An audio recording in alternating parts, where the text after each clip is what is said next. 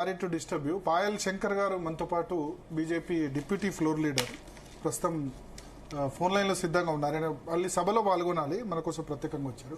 Yes Payal Shankar గారు, నమస్తే అండి. నమస్తే. ఏంటి ఇవాల్టి సిచ్యువేషన్ లో బీజేపీ ఎక్కడ ఉంది అంటే? భరత్జీ, జూబ్లీ హిల్స్ ప్రజలంతా ప్రతి విషయాన్ని గమనిస్తా ఉన్నారు. కాంగ్రెస్ పార్టీ, టిఆర్ఎస్ పార్టీ మాట్లాడుతున్నటువంటి మాటలన్నీ కూడా ఈ రోజు హిందువులంతా కూడా గమనిస్తా ఉన్నారు. ఈ రోజు కేవలం ఒక ఉప ఎన్నిక కొరకు దేశ సైనికుల్ని కించపరిచినటువంటి రాష్ట్ర ముఖ్యమంత్రి మాటలంతా కూడా తెలంగాణ రాష్ట్రం అంతా కూడా ఈ రోజు చర్చ జరుగుతా ఉంది.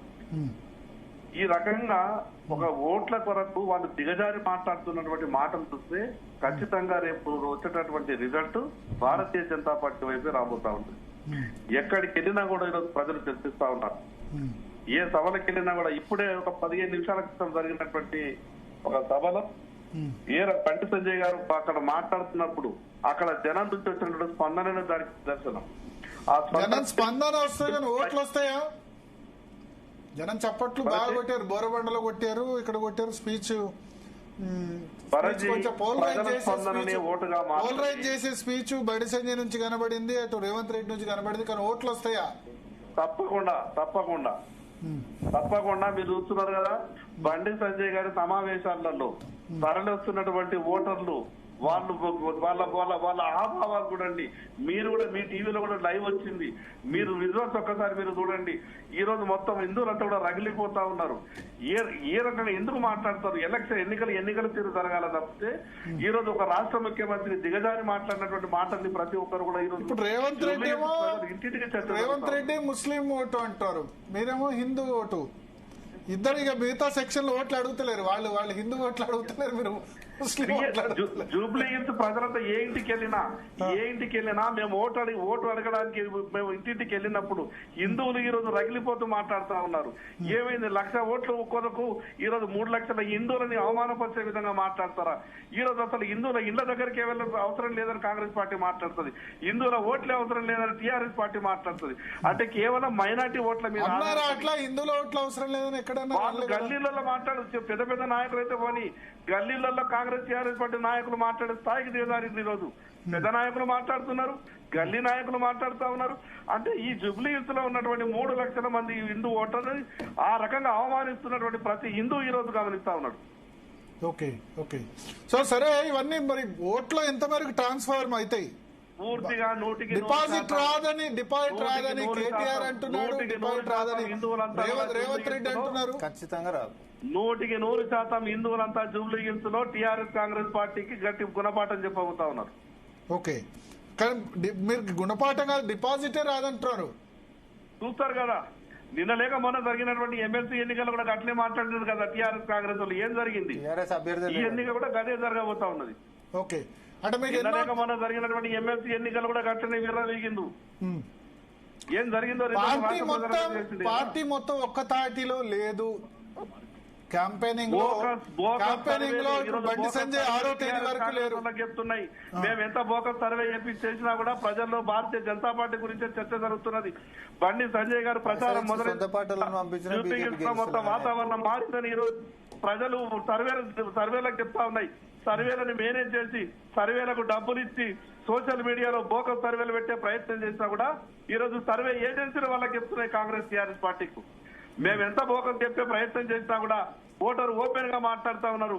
బండి సంజయ్ గారు ప్రచారంలో దిగిన తర్వాత మొత్తం కూడా వాతావరణం మారిపోయిందని సర్వే రిపోర్ట్లు ఈ రోజు టీఆర్ఎస్ కాంగ్రెస్ పార్టీకి చెప్తారు. డిపాజిట్లన్నీ వచ్చాడు, బండి గారు దిగిన తర్వాత ఆ డిపాజిట్లు కూడా పోయినాయి.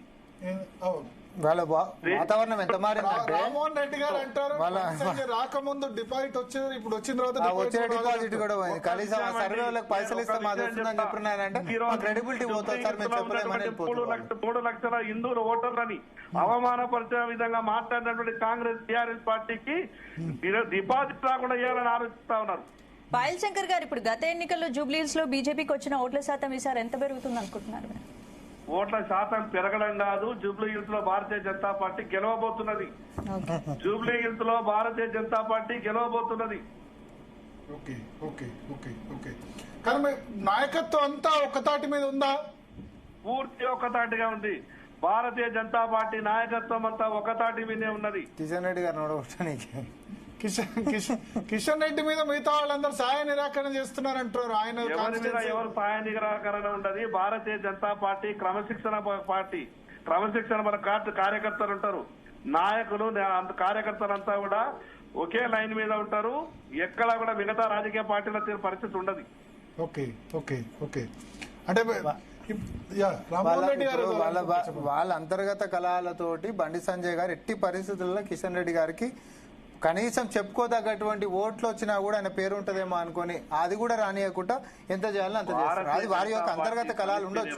కానీ ఈరోజు నిజంగానే ఒక సర్వే సంస్థలకి నిజంగానే పాయల్ శంకర్ గారు చెప్పినట్టుగా డబ్బులు ఇచ్చి మాకు కొంచెం ఓట్లు వస్తున్నాయేమో చెప్పురా నాయన అంటే కూడా మా క్రెడిబిలిటీ దెబ్బతింటుంది సార్. రానప్పుడు మేము అడిగిన చెప్తామని పారిపోతున్నటువంటి పరిస్థితి. కార్యకర్త భారతీయ జనతా బండి సంజయ్ గారు భారతీయ జనతా నిబద్ధతతో పనిచేసేటటువంటి నాయకుడు. భారతీయ జనతా పార్టీ నిబద్ధతతోటి కిషన్ రెడ్డి గారిని మూలకు పంపించేటటువంటి నాయకుడు. ఇప్పుడు బీజేపీ అనేటటువంటి దానికి ఈ రోజు నిజంగానే ఫస్ట్ కెంచి కూడా ఎందుకు అభ్యర్థి యొక్క ప్రకటన దగ్గర నుంచి ఆలస్యం చేసి బీఆర్ఎస్ పార్టీకి ఎంత మద్దతు చేయాలో పరోక్షంగా అంత మద్దతు చేస్తున్నారు. ఆ రకంగా సోషల్ మీడియాలో దుష్ప్రచారం చేసే ప్రయత్నం చేసింది కాంగ్రెస్ టీఆర్ఎస్ పార్టీ. ఈ రోజు వాళ్ళకి అర్థమైంది కదా. ఇప్పుడు ముఖ్యమంత్రి గారు అడిగినటువంటి ప్రశ్నలకి బీజేపీ ఇప్పటిదాకా కూడా జవాబులు చెప్పలే. సిబిఐ విచారణ కాళేశ్వరం అనేది సిబిఐకి ఇస్తే 48 గంటలలో లోపటేస్తామన్నారు. ఇప్పటిదాకా ఎక్కడ పోయింది అని చెప్పి ఫోన్ ట్యాపింగ్ మీద గవర్నర్ గారి దగ్గర పెండింగ్ ఉందని చెప్పి అన్నారము. 5,000-6,000 కోట్ల ప్రాజెక్టు గురించి కాదు. ఈ రాష్ట్ర ముఖ్యమంత్రి గారు కదా, ముఖ్యమంత్రి కాకముందు చెప్పిండు 1,00,000 కోట్లు అవినీతి జరిగింది, దాంట్లో కాళేశ్వరం పూర్తిగా దాని మీద విచారణ కావాలన్నారు. రాష్ట్ర శాసనసభలో చర్చ మీకు నిబద్ధత ఉంటే కోటి రూపాయలు అవకతవక జరిగినా లోపలేయచ్చు. అంటే ఇప్పుడు ఏంది సిబిఐకి ఇచ్చింది కాబట్టి 1,00,000 కోట్లు కనిపించలేదు, 9,000 కోట్లు ఉన్నాయి కాబట్టి ఇక మేము కేటీఆర్ అరెస్ట్ చేయమని చెప్తారు అంతే కదా. మీద కాదు 1,00,000 కోట్ల మీద కాళేశ్వరం మొత్తం నువ్వు చెయ్యి. సిబిఐకి లిమిటేషన్ ఏమి ఉండదు కదా. సిబిఐకి లిమిటేషన్ ఏమి ఉండదు. పాయల్ శంకర్ గారు సిబిఐకి లిమిటేషన్ ఏమి ఉండదు. మీరు చేయండి విచారణ, పూర్తి చేస్తాం తప్పకుండా. ఈరోజు కాంగ్రెస్ పార్టీ టీఆర్ఎస్ పార్టీతో మిలాఖత్ అయింది. ఈ రోజు ముట్ట చెప్పిండ్రు. సిబిఐ విచారణ కేంద్రం కింద ఉందా మా కింద ఉందా? దానా కాడికించి ఈడీ కాడికించి మొదలు పెట్టుకుంటే కాళేశ్వరం సిబిఐ దాకా అన్ని మీ కాడున్నాయి. ఈ రాష్ట్రం గంప కింద కోడి కింద కోడి పిల్లలు పొదినట్టు బతుకుతున్నారు బీఆర్ఎస్ వాళ్ళు. కాంగ్రెస్ పార్టీ ఈ రాష్ట్రంలో ఒక టీఆర్ఎస్ పార్టీ నాయకుడిని అరెస్ట్ చేసిందా? గత 10 సంవత్సరాల్లో బీజేపీ అనేది బీఆర్ఎస్ పార్టీ కల్వకుంట్ల కుటుంబం మీద ఒక్క ఎఫ్ఐఆర్ అనే ఫైల్ చేసిందా? ఇన్ని అవినీతి అని చెప్పి మీరు కూడా ఆరోపిస్తా ఉన్నారు. ఒక్క ఎఫ్ఐఆర్ 10 ఏళ్లలో కాంగ్రెస్ పార్టీ అధికారాన్ని పంచుకున్నటువంటి చరిత్ర ఉన్నది. మీరు శారీరకంగా దూరం ఉండొచ్చు కానీ మీ ఆత్మలంతా ఒకటే. BJP plus TRS equal to ఎప్పుడైతే బీఆర్ఎస్ అయిందో, BJP plus TRS equal to ఎప్పుడైతే బీఆర్ఎస్ అయిందో, మీరు వ్యక్తులు మాత్రమే సపరేట్ గా ఉన్నారు తప్ప మీ ఆత్మలు మాత్రం ఒకటిగానే పనిచేస్తాను కదా ఈ రాష్ట్రంలో. ఇప్పుడు ఇన్ని కేసులు అనగానేమో ఫస్ట్ ఏమో సిబిఐకి ఇవ్వాలని చెప్పి నానా హడావిడి చేసిండ్రు. సిబిఐకి ఇచ్చిన తర్వాత 9,000 కోట్లే అని చెప్పి మాట్లాడుతుండ్రు.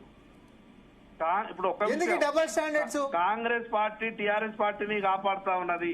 ఏమైంది హరీష్ రావు గారి పాల కుంభకోణం మీద, ఏమైంది టెలిఫోన్ ట్యాపింగ్ మీద, భూముల కబ్జా గురించి ఏమైంది, ఈ భూముల కబ్జా గురించి ఏమైంది, తాని కేసు ఏమైంది, రాష్ట్ర ముఖ్యమంత్రి గారు ముఖ్యమంత్రి కాకముందు పిసిసి అధ్యక్షుడిగా మల్కాజ్గిరి ఎంపీగా మాట్లాడినటువంటి మాటలని ఒక్కసారి మీరు రికార్డ్ చేసి చూడండి. ఏం మాట్లాడిండు, ఈ రోజు ముఖ్యమంత్రి అయిన తర్వాత ఏం చేసిండు, ఏ ఒక్క టీఆర్ఎస్ పార్టీ నాయకుడినైనా కనీసం ఎఫ్ఐఆర్ చేసిండ్రా?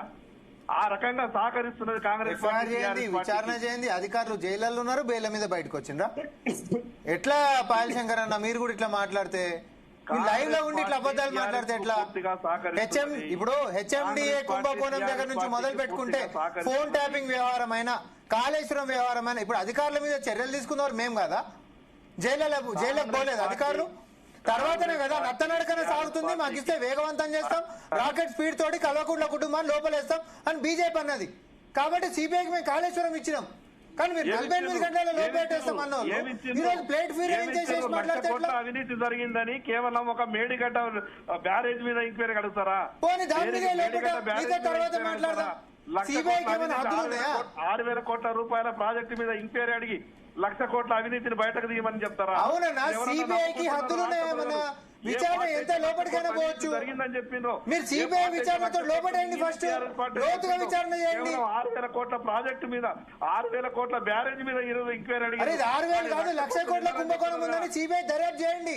మీ బాల్ మీ కోర్టులో ఉందంటున్నా నేను. రాష్ట్ర ప్రభుత్వం సిబిఐ కట్టుకోవడానికి రాష్ట్ర ప్రభుత్వానికి ఎట్లాంటి హక్కు లేదు. రాష్ట్ర ప్రభుత్వంతో రాసినటువంటి లేఖను సవరించుకొని కాళేశ్వరం ప్రాజెక్టు మీద మొత్తం మీద కూడా కాపాడేటటువంటి ఏమైపోయింది అని అంటే వర్షానికి కాళేశ్వరం అదేదో ప్రాజెక్టు పులి మొత్తం మీద మార్కలు ఎంక్వైరీ అడగాల. వేసుకున్నటువంటి రాష్ట్ర ప్రభుత్వం కాంగ్రెస్ అంటారు కదా, పార్టీ చాటుకోవాలంటే మొత్తం కాళేశ్వరం ప్రాజెక్టు మీద మీ రంగు బయటపడ్డది. భరత్ బీజేపీ బీఆర్ఎస్ పార్టీని యా, యా. కోడి కోడొక్కలని ఒక్క నిమిషం. పాయల్ శంకర్ గారు ఏంది సభకు పోతున్నారా? భరత్ నేను డయాస్ మీదకి వెళ్తున్నా సభలో. ఓకే.